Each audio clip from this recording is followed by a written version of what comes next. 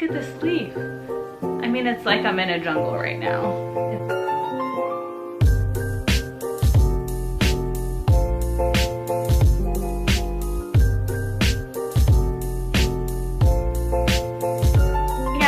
Noah here, welcome back to my channel, or if you're new here, welcome to my channel. So today I have a really cool video. I'm going to be sharing with you guys my top 3, I don't know what I'm doing with my hand, my top 3 easiest houseplants for beginners. Recently I've been watching other people's videos. They've been sharing their like top 5 or top 10 whatever easy houseplants, and I feel like they're missing key easy houseplants. So before I get into what plants I recommend, I have to recommend an item that I think is key for taking care of any houseplant, no matter how easy it is.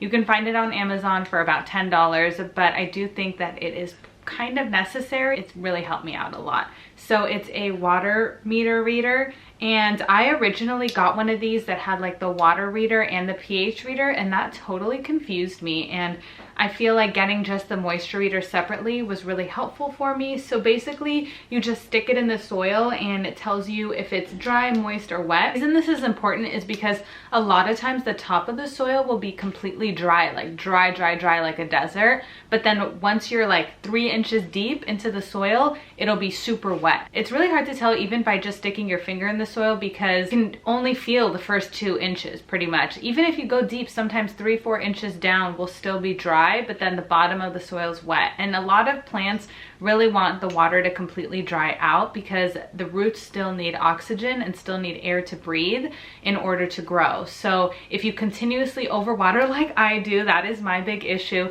If you continuously overwater the plant, they will get root rot, and the rots basically turn black and they crumble, and you can like touch them and they'll fall off the plant. This will prevent you from overwatering and killing due to root rot. So I definitely recommend one of these. You can pick it up at a lot of places. Like I've seen it at hardware stores like Home Depot, Lowe's, whatever. If you're just out shopping for something else in your apartment and you see one of these and you have houseplants, just pick it up because it's really, really helpful. And obviously I'm not getting any commission from telling you guys. This is just very, very necessary.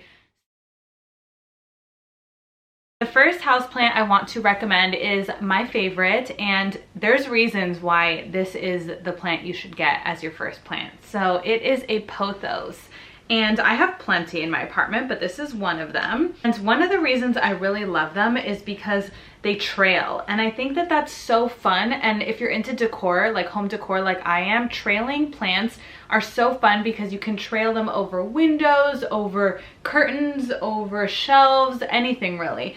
But as you could see, they trail. And some people even put a stake in the plant and let the plant trail upwards. There's just so many things you can do. This is just like a regular pothos. I believe it's a golden pothos, even though it doesn't have any yellow coloring like other ones do. But one of the reasons I really love pothos for houseplant beginners is because they really need indirect light. So if you don't have like a good spot right in front of a window, it's totally fine. I actually have one of these above my fridge, and above my fridge I do have like a recessed lighting, but we don't keep that light on that often. But I really feel like that's the only light the plant gets, and it's doing so well. I almost think from the humidity of the fridge and the heat on the top of the fridge, it just does really well. And I've noticed that it kind of does well in any part of my house. I've got like 5 or 6 pothos, I'm not gonna lie. And I have one in my dining room, I have 2 in my kitchen, I have 2 in my living room, and none of them are struggling. That's one of the reasons that I think pothos are great. They don't need much light. I feel like even if you did put it in front of a window, I've seen people have it in front of a window and it's been okay. Just kind of depends which way your window is facing. If it's like an east or west facing window, I think you'll be okay with it in front of the window. They just can tolerate a lot, but they require just once a week worth of watering, and if you do forget to water them, they're gonna be okay. Sometimes I forget about it and I probably don't water it for 2 weeks and it's fine. Like I probably even need to water it now. So I'm just gonna show you guys. I just felt the top of the soil was completely dry, but let's check with the water meter reader how the bottom is. I haven't even looked at it yet. Do you see that? It literally says the bottom is wet. The top of the soil is completely dry. Like if I didn't have that water meter reader, I would have watered that. The main thing you want to avoid with any plant is overwatering. So I actually have had the roots rot on a pothos before. So the cool thing is, since there's so many different leaves, I just pulled out the leaves with the rotting root and tossed it, and then the rest of the plant was fine. Another thing is when you cut it, it actually promotes growth. So cutting it is really, really fun because you can propagate, and I do have a pothos propagation video. If you want to check that out, I will link it. But so you can cut it and get another plant out of it, and the one that you currently have will still grow. So I think that that's really fun. The second reason that I recommend pothos as your first plant is because there's so many different kinds of pothos. For example, I have a silver pothos. I'll insert a clip right here. As you can see, it's got like these beautiful silvery leaves. They shine. It's so beautiful. I also have a marble queen pothos, which has like white and lighter color green on it.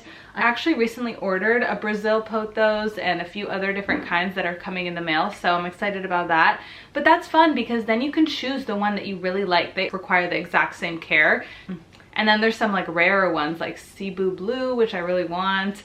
There's tons of different kinds, so you can research and see which one appeals to your aesthetic the best and get the one that you really like. So I think that that's so important in houseplant shopping because you really want to get something that is beautiful to you, and everybody has a different like view of beautiful. So find which one you really love and get that one. Yeah, that's the golden pothos, and let me know if you guys have one and if it's been easy or hard for you guys. I'm actually very curious. Second plant that I recommend for beginners is an elephant ear plant, and this one is fun if you're looking for something a bit more big and full and like voluptuous. I've seen these sold at a lot of regular hardware stores, and you can find them in pretty much any nursery. So I actually was gifted this one, and I will show you guys in a moment, but it only came to me with like 3 leaves, and ever since having it, it's just popped out so many leaves. And I think that that's really important as a beginner plant owner, is to see new growth all the time, because it really encourages you that you're doing the right thing and you're taking care of this plant and it's growing. So I really love that. It's very, very easy to take care of. Let me grab it. It's a monster. Oh. I don't know how long I'll be able to hold it, but do you see this thing? It's usually in the background of a lot of my videos, so if you've seen any of my videos, you'll see. But look at this leaf. It's so cool. I absolutely love this plant. I'm gonna put it down so I can talk about it. This is actually pretty cool. Thing is heavy. It is very easy to take care of. It also requires just once a week worth of watering. If you forget, it's not going to die. I've definitely let it dry out further than I needed to be. And I actually never even use the water meter for this one. I just kind of go by ear, because if you overwater it, underwater it, I've noticed that it's been fine. What's really nice about it is I don't stress about it. The best thing about this plant is that it has new growth unrolling. So I really love that because it keeps you like entertained for a few days. And then as far as lighting goes, indirect light. But the main thing that I've learned from having it is don't give it direct light. I actually had it getting direct light because I just assumed when I first got it, oh, all plants love light, right? No. So I had it and a lot of the leaves were turning yellow and falling off. The reason I recommend this plant is because even if that happens, you can still have a healthy plant. As soon as one is struggling and turning yellow or browning, you literally clip it at the stalk. And I probably should clip a leaf just because there's too many on here, and there is one that has some spots on it. The cool thing is you just clip it and it actually promotes new growth, and then another leaf will unroll pretty fast. The cool thing about this is about once a month I get a new leaf, sometimes even more often, and you saw how big it is. So a new leaf is just crazy to me. Once it gets this big and full like mine is, you can separate it and get multiple plants from it. So it's just such a fun, beautiful plant. Very easy, very, very low maintenance. Put it somewhere where it's not getting bright light. Indirect light, it's gonna be great. And then a lot of people don't know, but indirect light can be somewhere in your house that feels shaded to you, like you still need to turn on your lights, but it's still getting indirect light because it's not completely pitch black. So as long as your room is like not completely pitch black, it's still getting some indirect light, and a lot of plants thrive on that. So you don't think that it's bright in your house and you feel like you still need to turn the light on, but the plant is still sucking in that light from the little bit that it's getting, you know, it's not completely dark in your apartment. So just wanted to mention that because a lot of people don't really realize that it doesn't have to feel bright for you, for the plant to survive, if that makes sense. Number 3 is something that's on everybody's list, but I think that it is a really good one. It is easy to take care of and it's very beneficial. So it is the snake plant. I actually have quite a few of these in my apartment. This one is my little baby. I actually cut a leaf off of a bigger plant and planted it, and this grew out of it. So I absolutely love that because it feels like I created this guy. The reason snake plants are great is because they need even less watering than the others. I probably water this like, how often would you say we water the snake plant? So I would say between 10 to 14 days. The thing that will kill it is too much water. Other than that, it's going to thrive. Also, another reason I love this plant is when it starts to look not healthy, you literally can just clip it, plot it in water, and wait for roots to grow. It does take a long time for the roots to grow, and I learned that the hard way, but I think that that's cool because anybody can do it. You literally just cut with a pair of scissors, kitchen scissors, whatever, plop it in a glass of water and forget about it for a couple months. And then what's cool is that promotes the guy that you clipped it off of to grow, and then it also, roots will grow out of the new leaf, and then once the roots grow, you can plant that. One of the benefits of the snake plant and why a lot of people get it as like a beginner house plant is because it really helps the oxygen in your room. So a lot of people recommend to keep it near your bedside table.